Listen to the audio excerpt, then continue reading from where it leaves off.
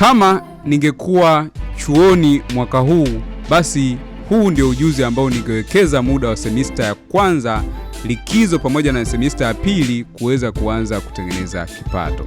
Ujuzi wa kutengeneza website tena kwa kutumia tools mbalimbali za AI au kwa kutumia content management system kama WordPress unaweza kujifunza kwa muda usiozidi miezi 5.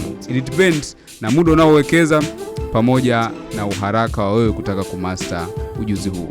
Kwa hiyo mimi binafsi ningeweza kutumia semester ya kwanza kuanza kumaster na kujifunza kila kitu.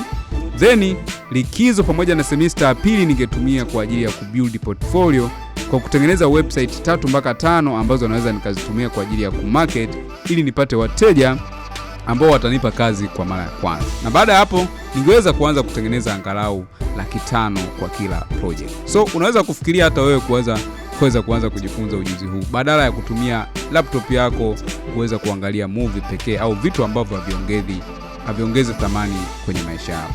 Jina langu ni Joel Kadaga kutoka Joel Media. Wakati wowote ukihitaji kujifunza ujuzi wowote wa kidigitali, unaweza kutembelea website ya joelmediaeducation.com ili uweze kujifunza zaidi.